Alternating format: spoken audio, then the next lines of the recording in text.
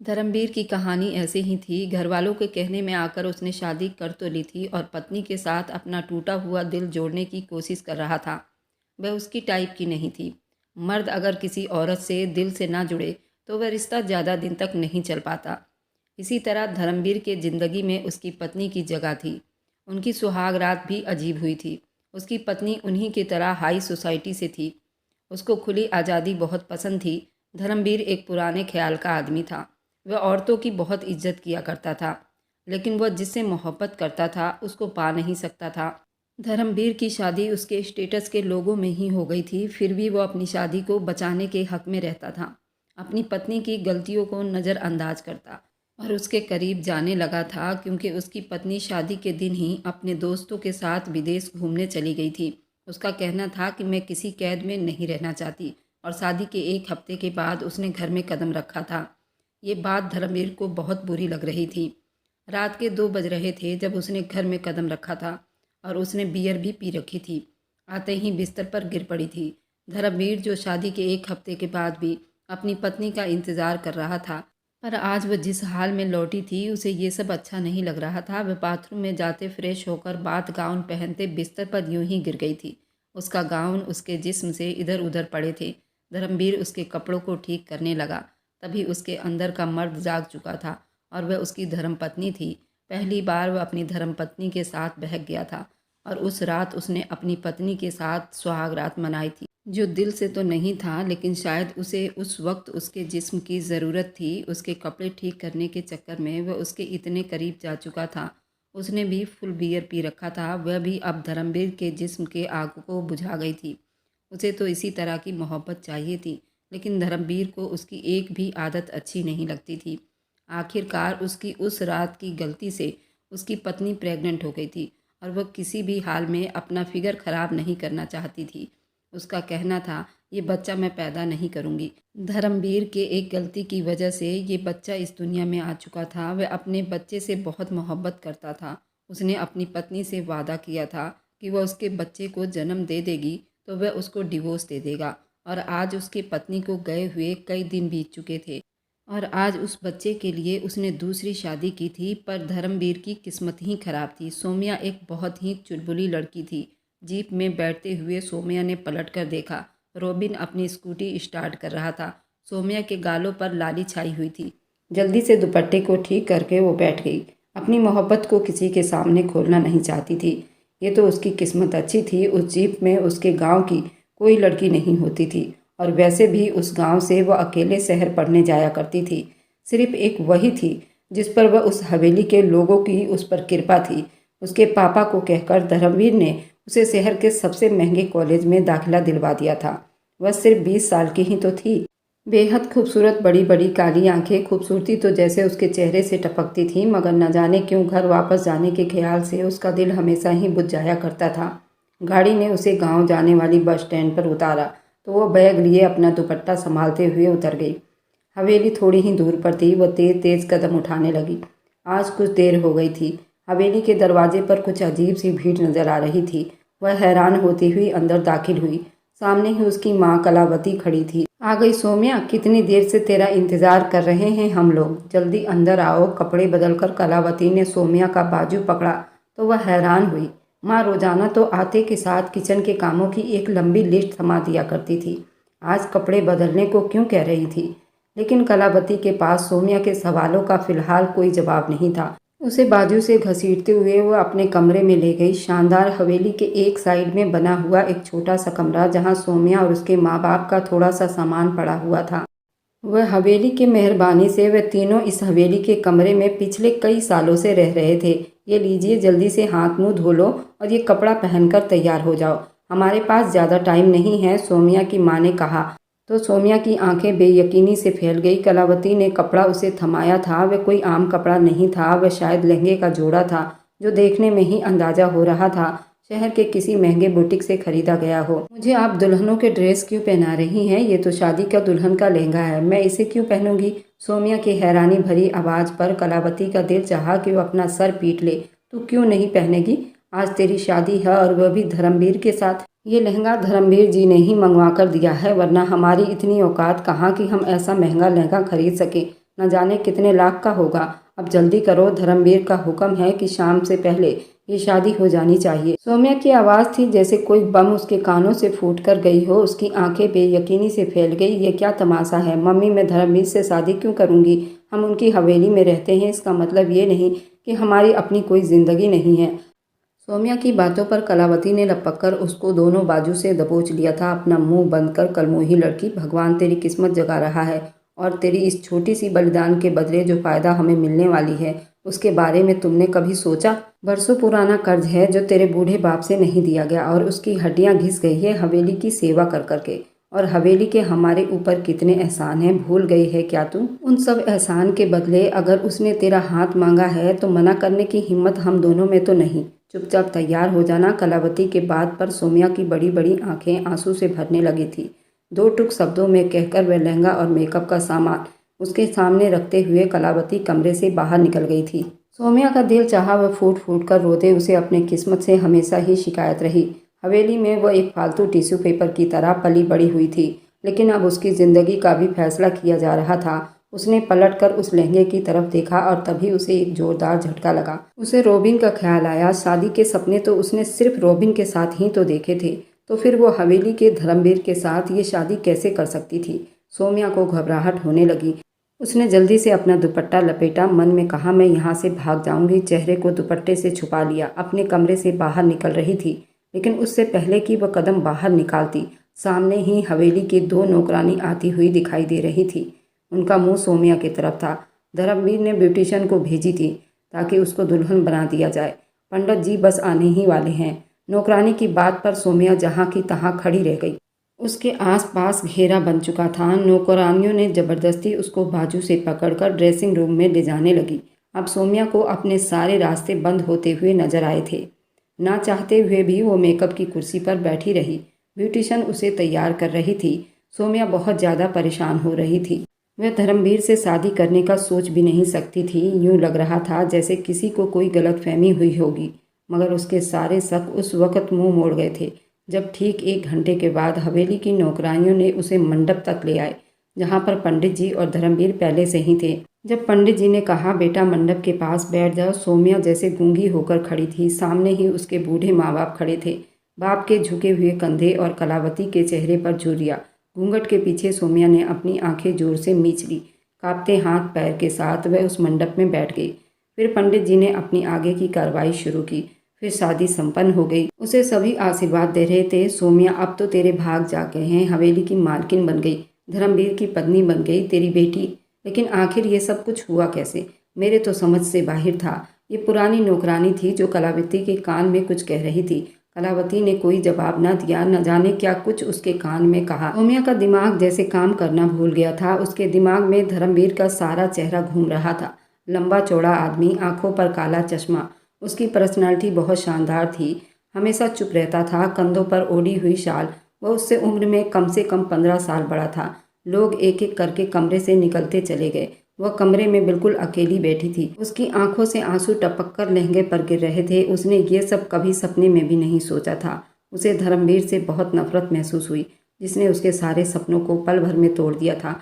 दरवाज़ा हल्के से खुला और हवेली की 2 नौकरानियां अंदर दाखिल हुई। मालकिन, आपको मालिक धर्मवीर के कमरे में लेकर जाना है। नौकरानी की आवाज़ में बहुत इज्जत थी। कल तक जो उसे सौम्या कहकर बुलाया करती थी, आज वह मालकिन कहकर बुला रही थी। मगर उस इज्जत ने सौम्या को खुश करने के बजाय और गुस्से में कर दिया था।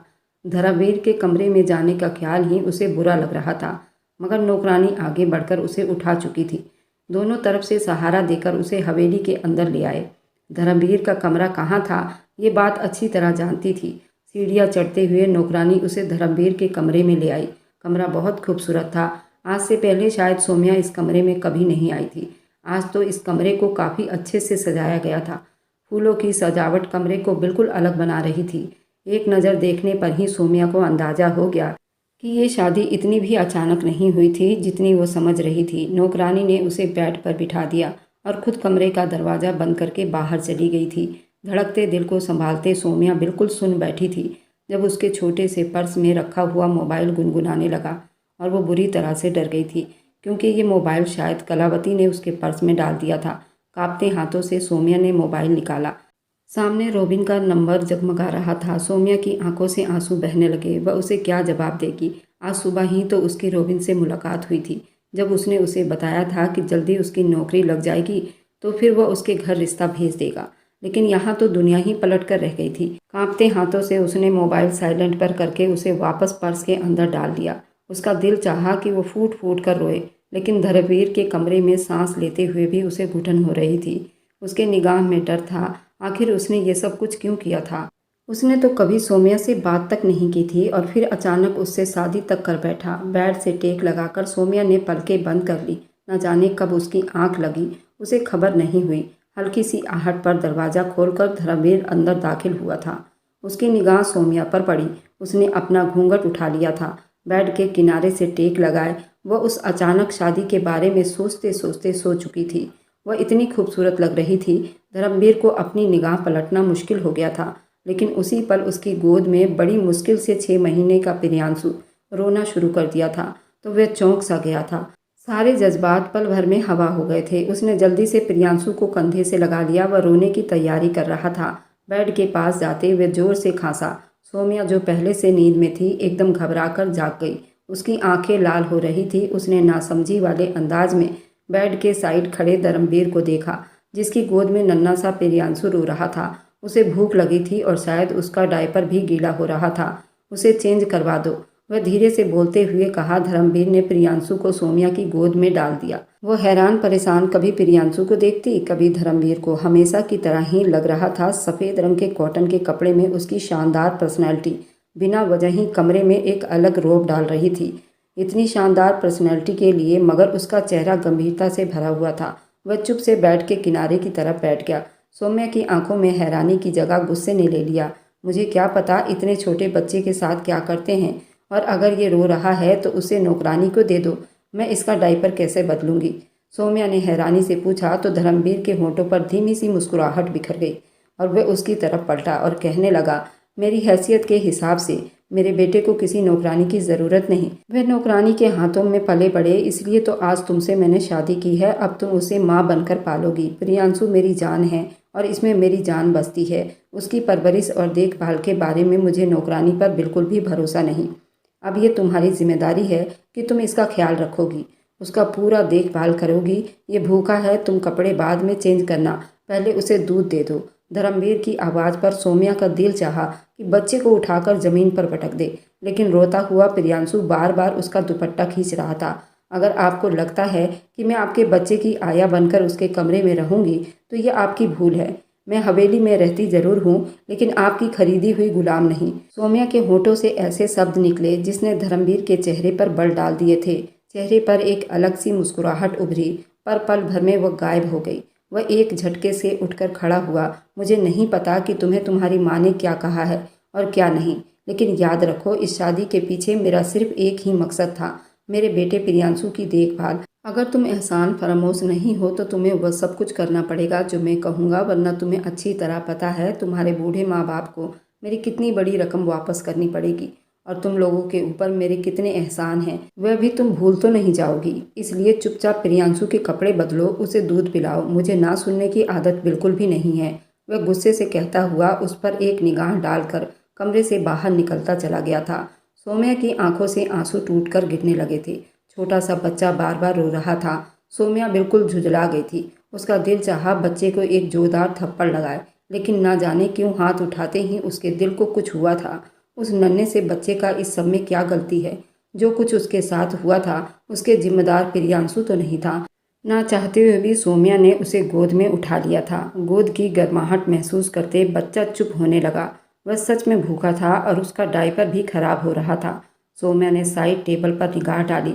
वहाँ बच्चे के सारे सामान शायद नौकरानी पहले से ही रख गई थी। वह चुप से अपने भारी कपड़ों को संभालते हुए उठी और बच्चे के लिए दूध बनाने लगी।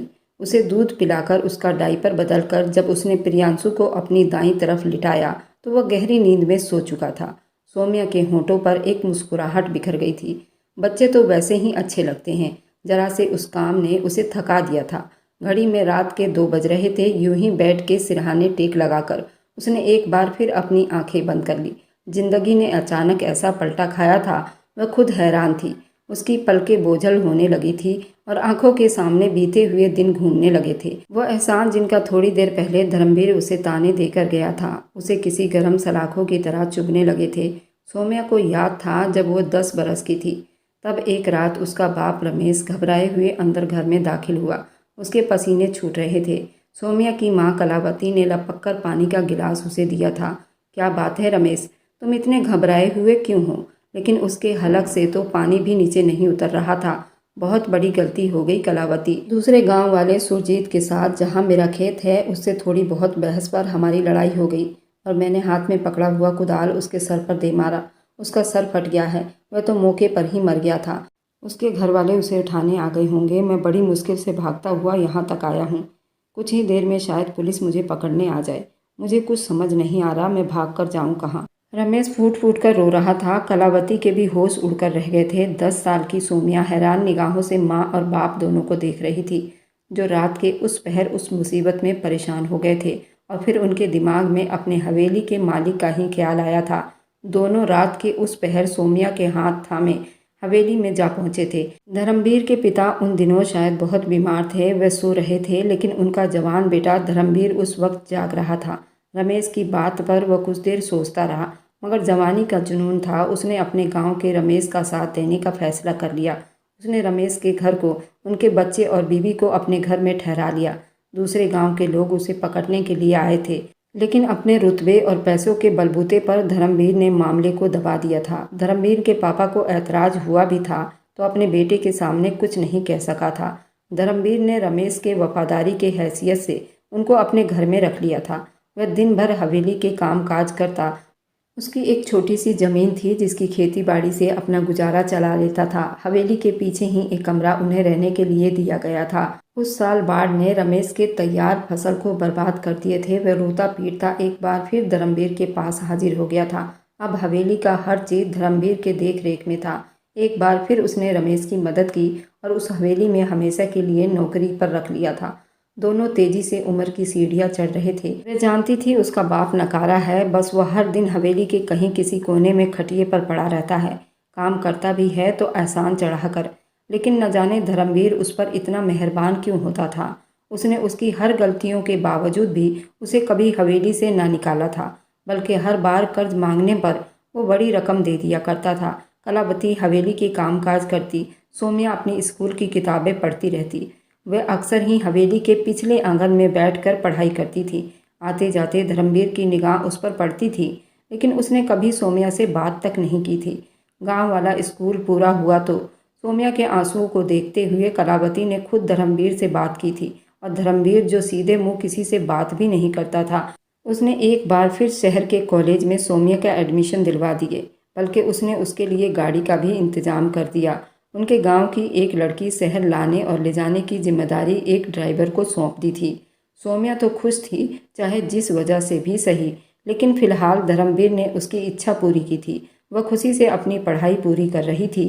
उसके सपने ऊंचे थे। कॉलेज में ही उसकी मुलाकात रॉबिन के साथ हुई थी, जिसकी गहरी नज़रें सौम्या को हर वक्त अपनी पकड़ में लिए रखती थी। न जाने कब उसकी मोहब्बत में वो गिरफ्तार हो गई।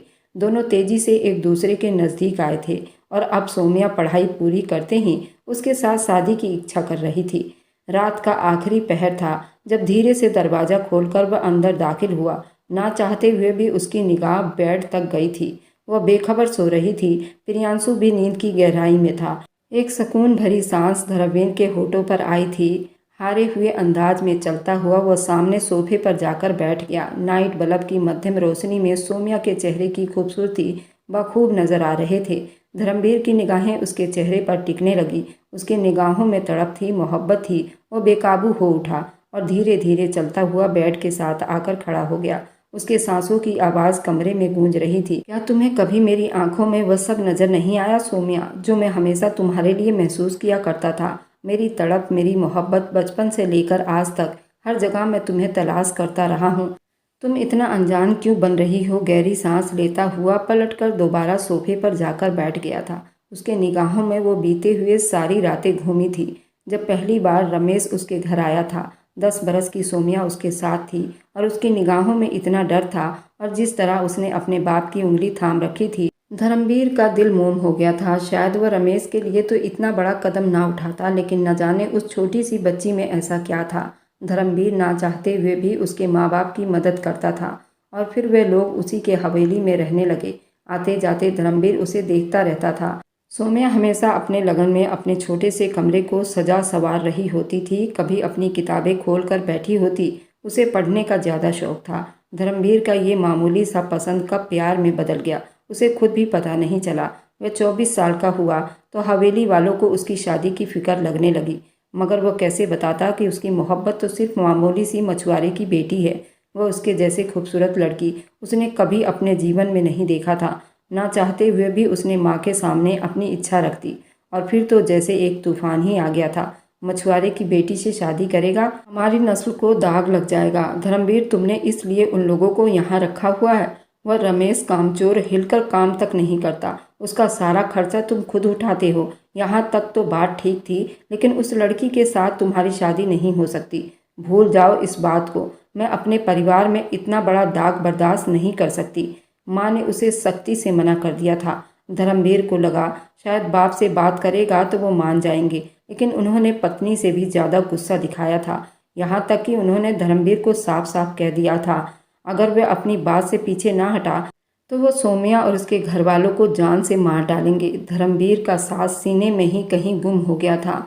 वह उसे नुकसान पहुंचाने का तो कभी सोच भी नहीं सकता था। वह अपने बाप की ताकत को खूब अच्छे से जानता था, इसलिए वह चुप से अपने होठों को सी चुका था। बाप की मर्जी से ही एक ऊंचे परिवार की लड़की को अपनी दुल्हन बना बैठा था। शादी के कपड़े पहनकर बेबस निगाहों से सौम्या को देख रहा था, जो उसकी माँ का दिया हुआ खूबसूरत लहंगा पहने हवेली में घूमती फिर रही थी।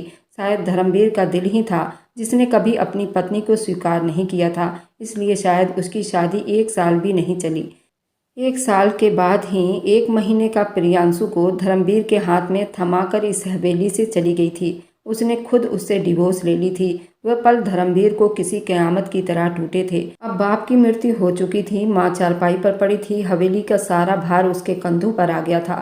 वक्त के साथ साथ उसकी पर्सनैलिटी बहुत ज़्यादा ही निखर आई थी, लेकिन बस एक चीज़ ना बदली थी, सिर्फ उसका दिल, जो आज भी सौम्या के लिए धड़कता था। लेकिन उसने तो कभी पलटकर एक चुटकी निगाह भी धर्मवीर पर न डाली थी। बच्चे के परवरिश का ख्याल आया तो धर्मवीर ने फैसला कर लिया था वह अपने दिल की सुनेगा। उसने रमेश को बुलाकर सौम्या की अपनी शादी की बात की। रमेश को तो यूं लगा जैसे उसकी लॉटरी निकल आई हो। उसे भला क्या एतराज़ हो सकता था, मगर धर्मवीर ने बार बार उसे कहा था कि वह सौम्या से पूछे बगैर कोई फैसला ना करेंगे। जो रमेश ने उसे साफ साफ कह दिया था कि उसकी बेटी को कोई एतराज़ ही नहीं, बल्कि वह तो शादी पर बहुत खुश है। हजारों सपने आंखों में सजाकर जिस वक्त धर्मवीर के कमरे में दाखिल हुआ, सौम्या का पहला शब्द ही उसे अंदर से तोड़कर रख दिया था। उसे इस शादी से सख्त एतराज़ था। धर्मवीर ने गुस्से से आंखें बंद कर ली। मोहब्बत को पाकर भी वह खाली हाथ था। उसके कई कदम दूरी पर खड़ा था। करीब ही मंदिर से पूजा आराधना की आवाज़ आ रही थी तो वह गहरी सांस लेता हुआ उठकर खड़ा हुआ। ये जिंदगी आने वाले पल में क्या दिखाएगी उसे खुद ही नहीं पता था, लेकिन यह बात तो तय थी कि अब वो अपने बेटे की तरफ से कभी लापरवाही नहीं करने वाला था। सुबह जिस वक्त सौम्या की आंख खुली, खिड़की से रोशनी अंदर आ रही थी। प्रियांशु एक बार फिर उठकर दूध के लिए रो रहा था। गहरी सांस लेते हुए सौम्या ने उसका दूध तैयार किया और उसे गोद में लेकर दूध पिलाने लगी। वह मासूम सा बच्चा था। दूध पीकर दोबारा गहरी नींद में सो गया। उसके कपड़े चेंज करके वह उठकर खड़ी हुई। अपना भारी लहंगा उसने अभी तक नहीं बदला था। बाथरूम में जाकर वह फ्रेश होकर बाहर आई तो बेड पर धर्मवीर बैठा था। सोए हुए प्रियांशु का हाथ थामे वह उससे प्यार कर रहा था। उसके चेहरे पर बड़ा नरम सा असर दिखाई दे रहा था। सौम्या का हलक जैसे कड़वा हुआ था। वह तुम दौलतमंद लोगों को तो सिर्फ अपना आप दिखाई देता है, अपने बच्चे की आया बनाने के लिए भी उन्हें कुंवारी लड़की चाहिए। हवेली में नौकरानी क्या कम थी जो धर्मवीर ने मेरी जिंदगी बर्बाद कर दी। वह उस पर निगाहें जमाए उसे देख रही थी। गुस्से से सोच रही थी जब धर्मवीर ने पलटकर उसे देखा, नीचे तुम्हारे माँ बाप आए हैं, वह लोग तुमसे मिलना चाहते हैं, उनसे मिल लो। और अगर उन्हें किसी भी चीज़ की ज़रूरत हो तो अलमारी में पैसे रखें, जितने चाहे उन्हें दे सकती हो, पूछने की भी ज़रूरत नहीं। आम से शब्दों में कहता हुआ वह सीधा उठकर चला गया था। सौम्या के अंदर गुस्से की सख्त लहर दौड़ गई। आपने इन्हीं एहसानों के बोझ तले दबाकर आपने मुझसे शादी की है ना? अपने पैसे अपने पास ही रखिए, जो कुछ आपने करना था वह कर लिया, अब और ज़्यादा कोई एहसान करने की ज़रूरत नहीं। हम जैसे मामूली लोग इन एहसानों को चुका नहीं सकते, उसने तीखे शब्दों में कहते हुए दुपट्टा सर पर ओढ़ने लगी। सीधे लंबे बाल जो घुटनों से नीचे आ रहे थे, नॉर्मल मगर कीमती सूट में उसका हुस्न और ज़्यादा निखर आया था। धर्मवीर ने बड़ी मुश्किल से अपनी निगाहें चुराई जबकि वह कमरे से निकल आई थी। प्रियांशु सो रहा था। धर्मवीर भी धीरे से कमरे से बाहर निकल आया। उसे अपनी कई काम संभालने थे। कमरे से निकलते ही उसकी निगाह माँ पर पड़ी। वह बड़ी मुश्किल से चलते हुए आंगन की तरफ जा रही थी। धर्मवीर को देखते ही रुककर उसका इंतजार करने लगी। माँ, लगता है आज आपकी तबीयत ठीक है? धर्मवीर ने पूछा तो वह हल्के से मुस्कुरा दी। मैं तो ठीक हूँ, तुम खुश क्यों नहीं लग रहे हो बेटा? अपनी बरसों से तरसी हुई खुशी के पूरा होने पर भी तुम्हारी आंखों में वो चमक नजर नहीं आ रही जो होनी चाहिए थी। क्या सोम्या तुम्हारे साथ खुश नहीं? माँ ने पूछा तो धर्मवीर के चेहरे पर एक साया सा लहरा गया। उसने ना में सिर हिला दिया। ऐसी कोई बात नहीं, बस प्रियांशु का अच्छे से ख्याल रख रही है। हम दोनों बहुत खुश हैं। कल आप आराम कर रही थी इसलिए मैंने जगाना अच्छा नहीं समझा। वह अपने माँ से मिलकर आ रही है तो मैं उसे लेकर आपके पास आऊँगा, धर्मवीर ने कहा तो माँ मुस्कुरा दी। उनके दिल में अब बस यही अरमान था कि वह अपने बेटे धर्मवीर को खुश देख सकें। नौकरानी को आवाज़ देते हुए वे आंगन में बैठ गई थी। शायद उन्हें कुछ चाहिए था।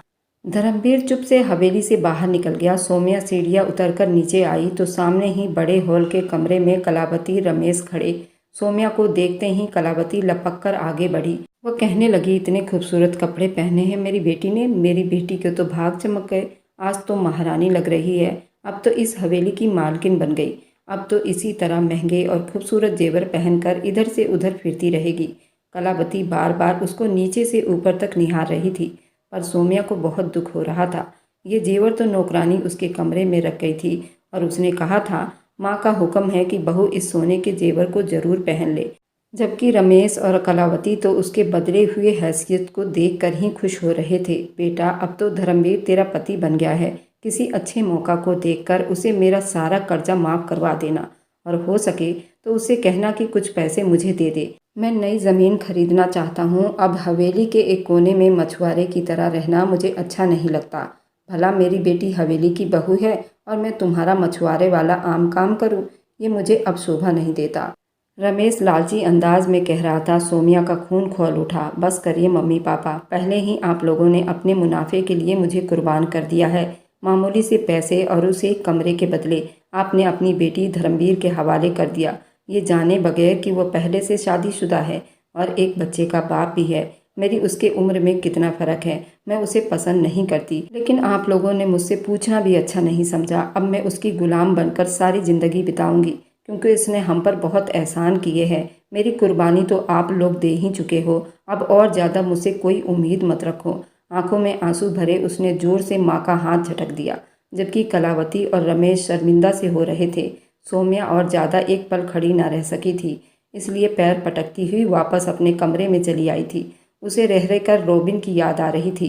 कमरे में बेताबी से टहलते हुए वो बस यही सोच रही थी, किस तरह वह एक बार रॉबिन से मिल ले। जो बात उसने बताई थी, अगर वह फ़ोन पर बताती तो नामालूम उसका रिस्पॉन्स क्या होता। उसका मिलना ज़रूरी था। मुझे धर्मवीर से बात करनी होगी, वो मेरा कॉलेज जाना तो बंद नहीं करवा सकते, सोम्या ने परेशानी से सोचा। नौकरानी प्रियांशु को उसके कमरे में दे गई थी। उसे उस छोटे से बच्चे से कोई परेशानी नहीं थी। उसका काम ही कितना था, वह बस दूध पीता था या उसके कपड़े बदलने होते थे। सोम्या को देखकर वैसे ही वो बच्चा खिलखिलाने लग जाता था। वो बेताबी से धर्मवीर का इंतजार कर रही थी। रात गए वो कमरे में दाखिल हुआ तो अचानक आ गया। उसे लगा था सोम्या सो चुकी होगी, लेकिन वह उसका इंतजार कर रही थी। सोफे पर बैठी हुई उसकी निगाहें उस कमरे में कहीं जमी हुई थी। धर्मवीर बेकाबू होकर एक निगाह उस पर डाली। लंबे बाल जिनके आखिर में घुमावदार लहर बनते थे, वह खूबसूरती से बिखरे हुए थे। कॉटन का नॉर्मल सा कपड़ा भी उसके ऊपर इतना खूबसूरत लग रहा था जैसे ये कपड़ा बना ही उसके लिए था। उसकी आहट की आवाज़ पर वह बेधड़क होकर उसकी तरफ पलटी। धर्मवीर को देखते के साथ ही उठ खड़ी हुई। मैं आपका इंतज़ार कर रही थी। ये सब धर्मवीर के लिए बिल्कुल भी यकीन करने वाला नहीं था। थोड़ा हैरान सा हुआ। मेरा इंतज़ार? यकीन तो नहीं हो रहा कि मैं इतना खुशकिस्मत हो गया हूँ कि मेरी पत्नी मेरा इंतज़ार कर रही होगी और रात के वह भी 12 बजने के बावजूद सोई नहीं। वह जैसे एक ही पलक में पिघल गया था। धीरे धीरे चलता हुआ सौम्या के सामने आकर खड़ा हुआ था। नज़रों से जज्बात छलकने लगे। उसकी सांसों की आवाज़ सौम्या को साफ सुनाई दे रही थी। कमरे के वातावरण में बोझल सी होने लगी तो उसने बेकाबू होकर निगाहें चुराई। मुझे आपसे कुछ बात करनी थी। मैं प्रियांशु का ख्याल रख लूँगी, मुझे इस बच्चे से कोई परेशानी नहीं, लेकिन उसके बदले में आप मुझे कॉलेज जाने से मना नहीं करोगे। मेरी पढ़ाई मेरा सबसे बड़ा सपना है जो मैं पूरा करना चाहती हूँ। उसकी आवाज़ में बहुत ही विनती टपक रही थी। धर्मवीर कुछ पल उसे देखता रहा। तुम्हें ये सब कहने की क्या ज़रूरत है? पहले तुम कॉलेज वैन में जाया करती थी, लेकिन अब हवेली की गाड़ी तुम्हें खुद ड्रॉप करके आया करेगी। हफ्ते के जितने दिन भी तुमने जाना हुआ करे मुझे बता देना, मैं ड्राइवर को खबर दे दूंगा। उसने इतनी आसानी से सौम्या की समस्या को हल कर दी थी। उसे विश्वास नहीं हुआ, लेकिन उसकी निगाहों से छलकते जज्बे उसके बर्दाश्त से बाहर हो रहे थे। बेकाबू निगाहें चुराते वो पलट गई थी। धर्मवीर धीरे से मुस्कुरा दिया। उसे सौम्या का भरोसा जीतने में वक्त लग सकता था। अगली सुबह ही वो कॉलेज जाने के लिए तैयार हो गई थी। धर्मवीर के कहने पर शानदार गाड़ी उसके लिए आई थी। घर से निकलने से पहले ही उसने रोबिन को मैसेज कर दिया था कि आज वह कॉलेज आएगी, वह उसे ज़रूर आकर मिले। कॉलेज में 3 ही क्लास हुई थी। पूरा वक्त उसका ध्यान बस रोबिन के इंतज़ार में था। वह बार बार मोबाइल निकाल कर देखती थी कि रोबिन का मैसेज आया कि नहीं। वो बेताबी से आखिरी क्लास ख़त्म होने से पहले ही बाहर निकल आई। रोबिन कॉलेज के बाहर उसका इंतज़ार कर रहा था। ड्राइवर यहाँ सामने तो नहीं था। वैसे भी सौम्या ने उसे कह दिया था कि कॉलेज ख़त्म होने के बाद वह उसको फ़ोन करके बताएगी, फिर आपको गाड़ी लेकर आना होगा। क्या बात है, आज तुम भला की खूबसूरत लग रही हो। तुम्हारे स्टाइल ही अलग दिख रहे हैं। इतने महंगे कपड़े कहाँ से आए? किसने गिफ्ट किया तुम्हें? तुम तो बिल्कुल बदली बदली सी दिखाई दे रही हो। आखिर बात क्या है? रोबिन सौम्या को ऊपर से लेकर नीचे तक बस निहारे जा रहा था। उसे अपने आंखों पर विश्वास नहीं हो रहा था। कल तक नॉर्मल सी दिखने वाली लड़की आज अचानक इतनी स्टाइलिश कैसे बन गई? सौम्या तो उसे देखकर शर्म के मारे पानी पानी हो रही थी, जबकि कल ही तो वो उससे मिली थी। मगर सौम्या को यूं लग रहा था जैसे 1 साल के बाद उसने रोबिन को देखा हो। कहीं बैठकर बात करनी पड़ेगी मुझे, तुम्हें कुछ बताना है। वो बड़ी परेशान सी दिखाई दे रही थी। उसने रोबिन से कहा। कॉलेज के पास एक छोटा सा रेस्टोरेंट था। रोबिन सौम्या का हाथ पकड़कर उसे सीधा वहीं लेकर गया और पहले ही सौम्या को वार्निंग दे रहा था, देखो यहाँ खाना मत खाना यार, मेरी जेब में ज़्यादा पैसे नहीं। रोबिन बैठते हुए उसे बता देना चाहता था कि उसके पास ज़्यादा पैसे नहीं, वह इसका बिल नहीं दे सकता। सौम्या ने अपना सिर हिला दिया। मुझे बिल्कुल भी भूख नहीं। रोबिन गहरी निगाहों से उसको तक रहा था। सौम्या अब अपने शब्दों के जोड़ तोड़ में लगी हुई थी और फिर थोड़ी देर के बाद उसने आखिर हिम्मत करके रोबिन को सब कुछ बता दिया कि हवेली के मालिक धर्मवीर ने ज़बरदस्ती उससे शादी कर ली है। रोबिन को ये बात बताते हुए फूट फूट कर रोने लगी थी। मेरा भरोसा करो रोबिन, मुझे उसमें ज़रा भी दिलचस्पी नहीं है, लेकिन मेरे माँ बाप ने मुझसे पूछना भी अच्छा नहीं समझा। मेरी गलती सिर्फ इतनी है कि मैं उसी हवेली में रहती हूँ, लेकिन मैं अभी भी तुमसे मोहब्बत करती हूँ। मैं जल्दी ही उससे डिवोर्स ले लूँगी। बस मैं अपने और अपने माँ बाप के लिए कहीं और रहने का इंतज़ाम कर लूँ, और बातें बाद में देख लूँगी। वह प्यार से बोली थी, लेकिन रोबिन तो गहरी निगाहों से उसे भांप रहा था। सौम्या की बात सुनकर वह चुप जरूर हुआ था। क्या तुम नाराज़ हो? सौम्या ने घबराकर पूछा। रोबिन ने धीरे से ना में सिर हिला दिया। ये झुमके सोने के हैं क्या? उसने सौम्या के कान में झूलते सोने के खूबसूरत झुमकों पर हाथ लगाकर पूछा था। सौम्या ने कहा, हाँ ये सोने के हैं और मेरे पास हीरे की अंगूठी भी है। उसने मुझे ये सब दिया है। वह समझता है शायद मैं उसकी सारी चीज़ों से मैं उसको स्वीकार कर लूँगी। और वो बिना सोचे समझे ये सारी बातें रोबिन को बता रही थी। ये देखे बगैर रोबिन की आंखों में कैसी अजीब सी चमक उतर आई थी। वह एकदम अपनी कुर्सी पर से आगे होकर बैठ गया और कहने लगा, सौम्या मैं तुमसे बेहद मोहब्बत करता हूँ। तुमने इतना बड़ा कदम उठा लिया, लेकिन ये मेरी पहली मोहब्बत है। लेकिन मैं अभी तुम्हारा इंतज़ार करूँगा। लेकिन तुम्हें पता नहीं मेरे घर में कितनी समस्याएं चल रही हैं। मेरे मामूली ट्यूशन पढ़ाने से मेरे घर का खर्चा चलाना बड़ा मुश्किल होता जा रहा है। पढ़ाई पूरी होने में अभी 6 महीने रहते हैं। उसकी फ़ीस भी देनी है। मेरे पापा की दुकान भी अब ज़्यादा नहीं चलती। मैं बहुत परेशान हूँ। माँ ने भी मुझे बताया कि उनकी आंखों का ऑपरेशन होगा। समझ नहीं आ रहा इन सारी समस्याओं से मैं कैसे निकलूं। मेरे पास तो एक फूटी कौड़ी भी नहीं, कोई ऐसा दोस्त भी नहीं जो मुझे कर्जा दे दे। रोबिन उसे अपनी बातों में फंसा रहा था। सौम्या बिल्कुल उसकी बातों को समझ नहीं पा रही थी।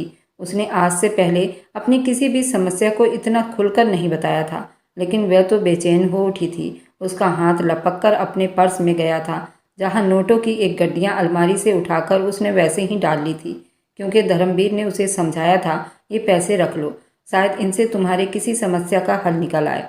मोहब्बत से कहते हुए कई नोट निकालकर सौम्या ने रोबिन के सामने रख दिए।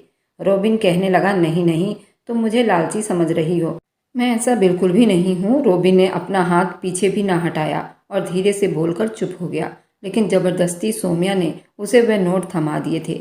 रोबिन चेहरे पर ऐसा असर फैला दिया जैसे वो बहुत एहसानमंद हुआ हो, जबकि उसे सौम्या की सूरत में एक सोने की चिड़िया नजर आ गई थी। अब मैं चलती हूँ, ड्राइवर आ गया होगा, अगर उसने हमें यहाँ देख लिया तो बहुत बड़ी समस्या हो जाएगी। बैग संभालते हुए उठकर खड़ी हुई। रोबिन मोहब्बत लुटाती निगाहों से वह सौम्या की तरफ देख रहा था, जो बहुत जल्दीबाजी में थी और बाय करते चली गई थी। लेकिन जो ही रेस्टोरेंट से निकली, रोबिन ने लपक कर वह नोट उठा लिए और उन्हें गिनने लगा। लॉटरी लग गई है यार, मैं तो उस सौम्या से जान ही छुड़ाने वाला था, जो मुझसे जोंक की तरह चिपट गई थी, लेकिन उसकी सूरत में तो चेकपॉट हाथ लग गया है। अब तो अपने सारी समस्याएं खत्म हो जाएगी। नोटों को गिनते हुए उसके होंठों पर एक दिलचस्प सी मुस्कुराहट बिखर गई थी। सौम्या नहीं जानती थी कि वह कहीं कोई पढ़ाई नहीं कर रहा था। 10वीं के बाद ही उसने अपनी पढ़ाई अधूरी छोड़ दी थी। दोस्तों के साथ आवारागर्दी किया करता था। सौम्या को तो सिर्फ उसने अपनी मोहब्बत की जाल में फंसा रखा था, लेकिन अब उसके इरादे खतरनाक हो चुके थे। दिल ही दिल में नए आइडिया बनाते हुए नोटों को अपनी जेब में डालते हुए उठकर खड़ा हुआ था। अब उस सौम्या पर पहले से ज़्यादा और ध्यान देनी थी। घर वापस आकर सौम्या को काफ़ी अफसोस हुआ था, लेकिन धर्मवीर कमरे में आया तो उसे देखते ही हल्की सी शर्मिंदगी का एहसास हुआ था। ये मैं क्या कर रही हूँ? किसी की पत्नी होते हुए मैं किसी और से मिल रही हूँ। उस सोच के आते ही सौम्या ने अपना सर झटक दिया था। मैंने थोड़ी कहा था मुझसे शादी ज़बरदस्ती करो। उसने खुद ही मुझसे ज़बरदस्ती शादी की है और अपनी पत्नी बना ली है। इतना तो उसे झेलना ही पड़ेगा। वैसे मैं रोबिन से शादी करना चाहती थी। क्या बात है, कुछ परेशान? कॉलेज में कोई समस्या है? नहीं, धर्मवीर मोबाइल टेबल पर रखते हुए पूछा तो वह ना में सिर हिला गई। चाय पियोगी? वह नॉर्मल से शब्दों में पूछ रहा था। सौम्या को गुस्सा आ रहा था कि अब हुक्म देगा कि चाय बनाकर ले आओ, जबकि वो पहले भी कामकाज करती रहती थी, लेकिन न जाने क्यों अब उसे धर्मवीर की हर बात ही बुरी लग रही थी। वह उठकर खड़ी हुई, चाय बनाकर लाती हूँ, इतना कहकर वह कमरे से निकलने लगी थी। जब धर्मवीर ने हाथ बढ़ाकर उसका हाथ थामा, मैंने चाय पीने का पूछा है, बनाने के लिए तो नहीं कहा था, उसने कहा तो सौम्या हैरानी से उसे देखने लगी। जो मुस्कुरा रहा था उसका हाथ थामे उसे कमरे में ले आया। नौकरानी अपने रोज के हिसाब से कामों में बिजी थी, वह इसलिए सीधी उसे किचन में ले आया। किचन के अंदर काम करने वाली नौकरानियों ने जब उन दोनों को साथ आते देखा तो चुप से किचन से निकल गई। मैं बहुत अच्छी चाय बनाता हूँ, मेरे सारे फ्रेंड यही कहते हैं। हम लोग बाहर जब भी कहीं इकट्ठे होते हैं तो चाय मैं ही बनाता हूँ। बिल्कुल फ्रैंक होकर उसे अपनी बात शेयर करते हुए चाय पत्ती डाल रहा था, जबकि सौम्या उसका ये रूप देखकर तो हैरान ही रह गई थी। दोस्ताना अंदाज में उसे बात करते हुए वह दिन भर की रूटीन शेयर कर रहा था। प्रियांशु के बारे में पूछ रहा था। सौम्या की झिझक भी धीरे धीरे दूर होने लगी थी।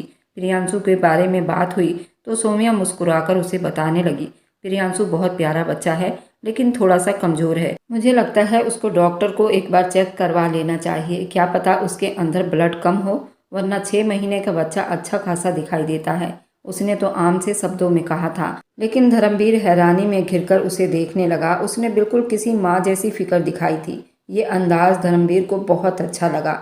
ये लो चाय का कप उसके हाथ में देकर वह वहीं सेल्फ से टेक लगाकर खड़ा हो गया। सौम्या जाना चाहती थी, लेकिन न जाने क्यों वह ना जा सकी। वहीं किचन में ही खड़ी उसके छोटे छोटे सवालों का जवाब देती रही। किसी चीज़ की ज़रूरत हो तो मुझसे बिना झिझक बता देना। अगर तुम मुझे अपना पति स्वीकार नहीं कर रही हो तो एक दोस्त ही मान लो। चाय का कप सेल्फ पर रखते हुए वो मोहब्बत भरी शब्दों में कह रहा था। सौम्या बिल्कुल चुप खड़ी रह गई। अचानक उसके हाथ में मोबाइल की स्क्रीन पर मैसेज जगमगाया। कल कॉलेज ज़रूर आना है, मुझे तुमसे काम है, रोबिन का मैसेज था। एक गहरी सांस लेते हुए सौम्या वापस अपने कमरे में आ गई। न जाने रोबिन को क्या परेशानी थी। इस बात ने खुद सौम्या को भी परेशान कर दिया था। प्रियांशु को गोद में उठाए हुए बार बार उसके बारे में सोचती रही। अगली सुबह उसकी क्लास नहीं थी, लेकिन उसके बावजूद वह तैयार होकर कॉलेज चली आई। रॉबिन ने कॉलेज के बाद उसे मिलने का वादा किया था, उसी रेस्टोरेंट में। वह अपनी टेबल पर मौजूद था जब क्लास ऑफ करके सौम्या सीधा उसके पास चली आई।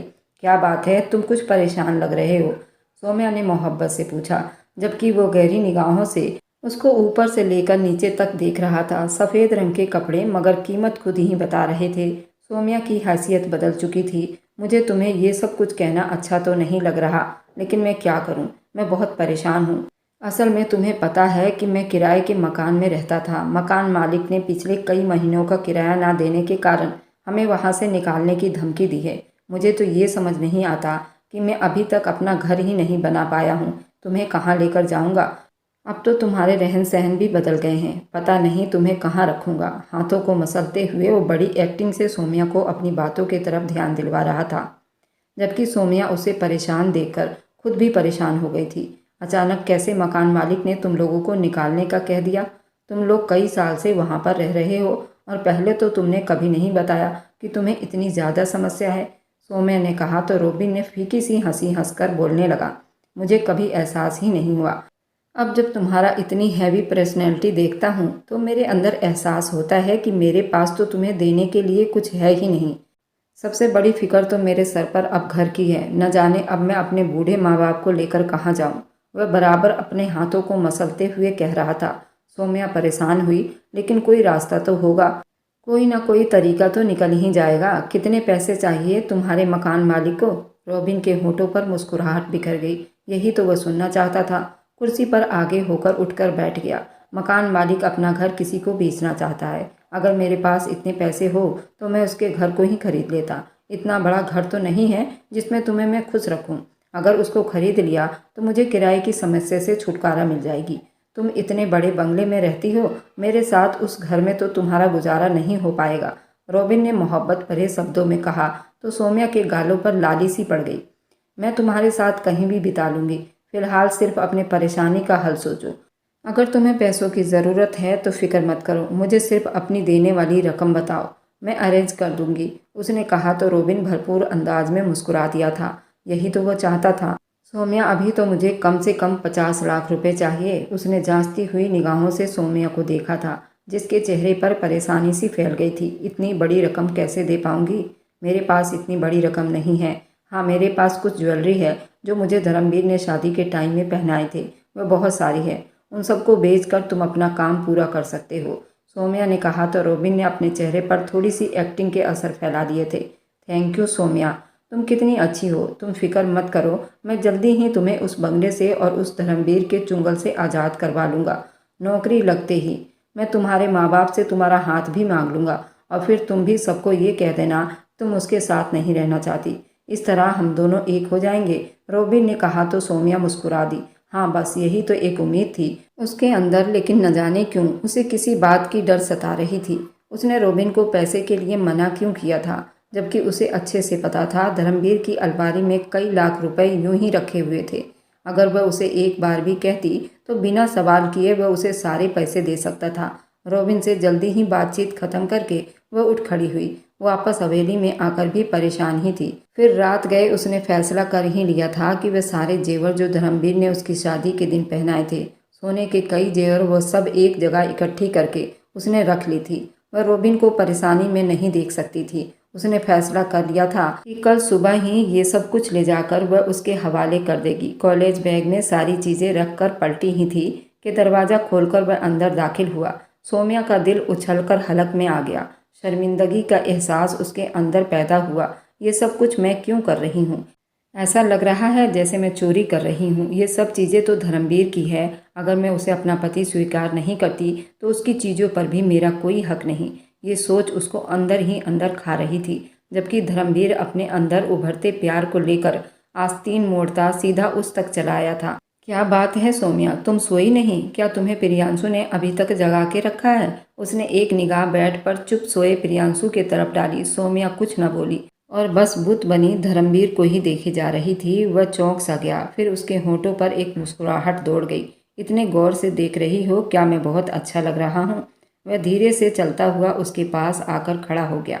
धर्मवीर के निगाहों में उसके लिए जज्बात उभरने लगे थे।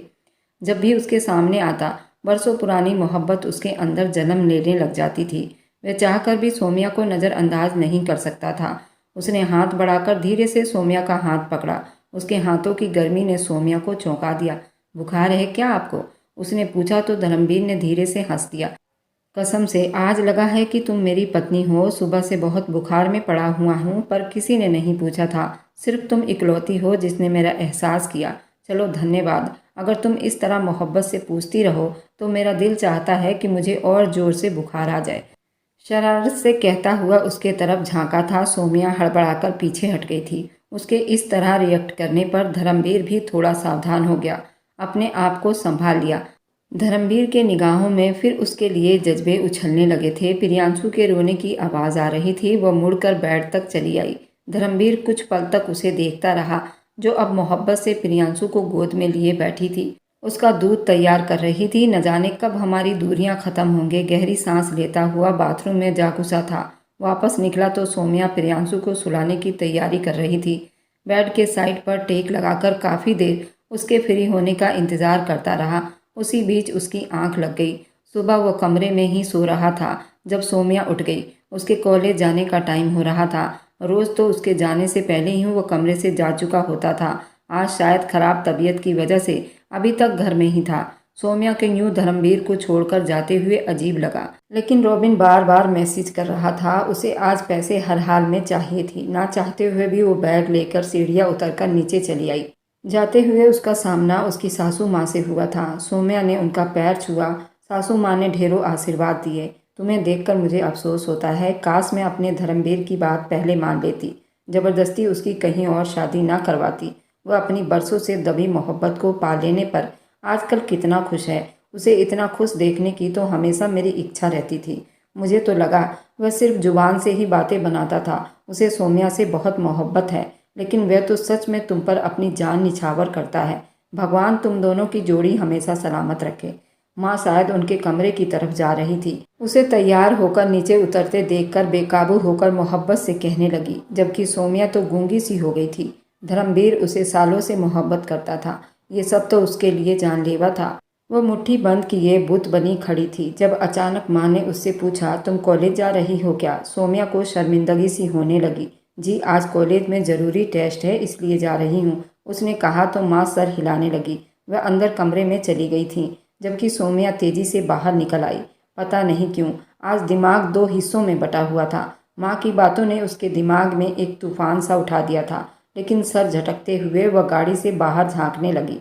कॉलेज के बाद वह उसी रेस्टोरेंट में बैठी रॉबिन का इंतज़ार कर रही थी जब वह सामने से चला आया। आज तो तुम गजब ही लग रही हो। ये रंग तो तुम पर बहुत अच्छा लगता है, उसने कुर्सी खींचकर उसके तरफ बैठते हुए कहा, जबकि सौम्या आज थोड़ा घबराकर दूर हुई। देखो रॉबिन, मैं बड़ी मुश्किल से ये सारी चीज़ें लेकर आई हूँ, लेकिन मुझे रोज़ रोज़ ये सब करना अच्छा नहीं लगता। ये सब धर्मवीर की अमानत है। तुम जल्द अपने माँ बाप को सेटल करो ताकि मैं धर्मवीर से डिवोर्स लेकर तुमसे शादी कर लूँ, साफ शब्दों में कह रही थी, जबकि बैग में से उसकी ज्वेलरी और पैसे निकाल कर देखते हुए रॉबिन की आंखें हैरानी से फैली जा रही थी। हाँ हाँ ज़रूर हो जाएगा। वैसे इतनी भी जल्दी क्या है? नौकरी कौन सा पेड़ पर लगा हुआ है जहाँ से तोड़कर मैं अपने कब्जे में कर लूँगा? वक्त लगता है इस सब में। जब तुम मुझसे प्यार करती हो तो फिर डरना क्या और किस बात की जल्दीबाजी है? सौम्या की लाई हुई सारे जेवर वो बड़ी आराम से अपने कब्जे में करते हुए उसके तरफ झुका था। सौम्या बिल्कुल डर कर पीछे हुई थी। मुझे जाना चाहिए। धर्मवीर की तबीयत खराब थी, वह इंतजार कर रहे होंगे। वह घबराकर उठने लगी, लेकिन रॉबिन ने लपककर उसका हाथ थाम लिया, उसे वापस बैठा लिया था। बड़ी फिक्र हो रही है उस धर्मवीर की। कल तक तो उसका नाम भी सुनना अच्छा नहीं लग रहा था। क्या कहीं तुमने कोई मोहब्बत भरा वक्त तो नहीं बिता लिया उसने तुम्हारे साथ, जो तुम्हारी आंखों में आज उसके लिए तड़प नजर आ रही है? मजबूती से उसका हाथ थामे अजीब से शब्दों में पूछ रहा था। सौम्या को बहुत बुरा लगा। वह जिस तरह से उसका हाथ छू रहा था उसे बहुत बुरा लगा था, और एक पल में उसे वो बात याद आई। यही हाथ तो कल धर्मवीर ने थामा था, लेकिन उस वक्त तो सौम्या को बुरा नहीं लगा था। शायद उसके अंदर यही बात थी कि धर्मवीर उसका पति था और रॉबिन का फिलहाल उसके ऊपर कोई अधिकार नहीं था। उसने अपना हाथ छुड़वाना चाहा, मगर रॉबिन ने दूसरा हाथ आगे बढ़ाकर उसके दोनों हाथ थाम कर उसे एक झटके से अपने पास कर लिया था। सुबह का वक्त होने की वजह से रेस्टोरेंट थोड़ा खाली था। सौम्या ने घबराकर उसके हाथ से अपना हाथ छुड़वाया। अब तुमसे दूरी बर्दाश्त नहीं होती मुझसे। चलो ना, यहीं कहीं किसी होटल में चलते हैं। कुछ देर तुम्हारे साथ वक्त बिताकर फिर चला जाऊंगा और तुम भी अपने मुसीबत से लड़ने हवेली चली जाना। उस धर्मवीर को कहाँ पता चलेगा। वह आज इस तरह कुछ अजीब बहकी बहकी अंदाज में बातें करते हुए उसकी तरफ झुका जा रहा था। बाकी सौम्या बुरी तरह से घबरा रही थी। क्या कह रहे हो रोबिन, हाथ छोड़ो मेरा। तुम्हें शर्म आनी चाहिए इस तरह की हरकत करते हुए। उसने गुस्से से अपना हाथ छुड़वाना चाहा और उसी टाइम रोबिन के कंधे पर किसी मजबूत हाथ का दबाव पड़ा था। मेरी पत्नी को हाथ लगाने से पहले तुम्हें 100 बार सोचना चाहिए था। पथरीली आवाज़ पर जहाँ रोबिन का खून गर्म हुआ था वहीं बेकाबू होकर सौम्या ने भी उसे पलटकर देखा। बुखार की हद से गुजरकर लाल पड़ते चेहरे के साथ वह उनके पीछे खड़ा था और फिर जिन निगाहों से रोबिन को देख रहा था उसके पैरों के नीचे से ज़मीन निकल गई थी। उसने एक निगाह में ही उसे पहचान लिया था। उसके थप्पड़ से उसको अंदाज़ा हो गया था कि यही धर्मवीर है, सौम्या का पति। जब उसे कुछ भी ना सूझा तो वह जल्दीबाजी में उसे अपना सफाई देने लगा। ये खुद मुझे यहाँ बुलाती है, मैं तो उसके तरफ देखना भी अच्छा नहीं समझता। मेरी तो बचपन से मंगनी मेरे अंकल की बेटी से हुई थी। ये पिछले 1.5 साल से किसी जोक की तरह मेरे साथ चिपकी हुई है और अब तक तुम्हारे कितने पैसे चुरा चुरा कर वो मुझे लाकर दे चुकी है। देखो ये जेवर और ये पैसे सब कुछ लेकर आई है, सिर्फ इसलिए ताकि मैं उसे भगाकर यहाँ से ले जाऊँ। तुम्हारी पत्नी खुद ही इतनी गई गुजरी है, ऐसे लड़की को तो मैं देखना भी पसंद नहीं करता। वह उसके बारे में उल्टा सीधा कहते हुए एकदम अपनी जगह से उठ खड़ा हुआ था। सौम्या ने फटी फटी निगाहों से उसकी तरफ देखा, लेकिन वह भी जो कुछ सोच रहा था वैसा बिल्कुल भी नहीं था। अगले ही पल एक जोरदार थप्पड़ उसके चेहरे पर पड़ा था। मेरी पत्नी के बारे में इस तरह बात करने की तुम्हारी हिम्मत कैसे हुई? उसने आगे बढ़कर रोबिन का गला दबोच लिया था। सौम्या बुरी तरह से घबराकर उठ खड़ी हुई थी। आंसू थे कि बहते ही चले जा रहे थे। कुछ रोबिन की असलियत सामने आने का गम था और कुछ शर्मिंदगी थी। धर्मवीर उसके बारे में अब क्या सोचेंगे? धर्मवीर के साथ आए हुए उसके आदमी रोबिन को दबोच चुके थे। धर्मवीर के आंखों से शोले निकल रहे थे। उसकी निगाह मेज पर पड़े हुए बैग पर गई जिसमें ज्वेलरी, पैसे सब कुछ बाहर को झांक रहे थे। मैं तुम्हारी सच्चाई उसी दिन पता लगा चुका था जब मैंने सौम्या से शादी की थी, और शादी तो मैं 6 महीने पहले भी कर सकता था। जब मेरा बेटा 1 महीने का था तभी उसकी माँ छोड़कर चली गई थी। लेकिन मुझे सौम्या की इज्जत और तुम्हारी असलियत बचाने के लिए मैंने सौम्या से जल्दबाजी में शादी की। मेरे फैक्ट्री में जो लड़का काम करता है उसी की बहन से तुम्हारी मंगनी हुई है और उन लोगों ने दहेज देने के लिए मुझसे पैसे मांगे हैं। तुमने दहेज में लड़की वालों से 8 लाख रुपए की मांग की थी। उन लोगों ने शादी के लिए मुझसे कर्ज मांगे थे और तभी मैंने तुम्हारे ऊपर नज़र रखना शुरू कर दिया था। और एक दिन फिर मैंने सौम्या को तुम्हारे साथ देखा था तो मेरे पैरों तले से ज़मीन निकल गई थी। उसी दिन ठान लिया कि सौम्या के सामने तुम्हारी हकीकत ज़रूर लेकर आऊँगा। जो आदमी मुंह खोल कर दहेज मांग सकता है उसके अंदर लालच फूट फूट कर भरी होती है, और आज शायद सौम्या ने तुम्हें पहचान भी लिया है। मेरे लिए इससे खुशी की बात और कुछ नहीं हो सकती, और सौम्या ने सही और गलत को पहचान लिया है। आज इसी खुशी में मैं तुम्हें ये सारे जेवर और पैसे, जिन चीज़ों पर तुमने अपना हाथ लगाया है, अब उन्हें अपने पास ही रखो। मुझे उनकी कोई ज़रूरत नहीं। सारा जेवर रोबिन की तरफ फेंकते हुए उसने सौम्या का हाथ पकड़ा। सौम्या की निगाहों में बस शर्मिंदगी के अलावा कुछ दिखाई नहीं दे रहा था। सौम्या अंदर तक कांप कर रह गई थी। अगले ही पल वह उसे थामे अपनी गाड़ी की तरफ बढ़ चुका था और फ्रंट सीट पर उसे बिठाते उसने ड्राइविंग सीट संभाल ली थी। सौम्या बुरी तरह से रो रही थी। अब उसे विश्वास था धर्मवीर उसे नहीं छोड़ेगा। वह मिजाज का जितना अच्छा था गुस्से का उतना ही तेज था। अब रोना बंद भी करो यार। रोना तो मुझे चाहिए। इतने अच्छे पति के होते हुए भी तुम उस बेवकूफ़ और लालची इंसान के साथ वहाँ बैठी थी, उसने आम से अंदाज में कहा। तो सौम्या ने जल्दी से अपने चेहरे से हाथ हटाए। उसके अंदाज में कोई गुस्सा, कोई मलाल नहीं था। आई एम सॉरी, मुझे नहीं पता वह ऐसा है, लेकिन हकीकत यह है मैं उससे मिलती थी और मैं उसे पसंद भी करती थी। उसने मुझसे मदद मांगी थी तो मैं मना ना कर सकी। अब शब्द उसका साथ छोड़ रहे थे और हाँ, अब शायद एहसास उसे अपनी लपेट में ले रहा था। धर्मवीर ने सर झटका। भूल जाओ जो कुछ हुआ। हम अक्सर ज़िंदगी में गलत फैसला कर लेते हैं, लेकिन वक्त पर उन फैसलों को बदल देना ही अक्लमंदी है। अच्छा अब चुप हो जाओ, मुझे तो पहले ही बुखार है। ये ना हो रो रो कर तुम्हें भी बुखार हो जाए। दोनों पति पत्नी बीमार होकर कमरे में लेट जाएंगे तो प्रियांशु को कौन संभालेगा? मोहब्बत भरे शब्दों में कहते हुए उसे नरमी से चुप करवा रहा था। सौम्या ने हैरानी भरी निगाह उस पर डाली थी। उसका बड़प्पन कितना बड़ा था, वह कितनी आसानी से उसकी इतनी बड़ी गलती को माफ़ कर रहा था। शायद यही असली मोहब्बत की निशानी थी जिसके बारे में आज सासू माँ बता रही थी। आंसुओं को साफ करते हुए सौम्या खुलकर मुस्कुरा दी। वह पत्थर के पीछे दौड़ी थी, लेकिन भगवान की कृपा ने उसकी किस्मत में हीरा लिख दिया था और अब उस हीरे को खोना नहीं चाहती थी।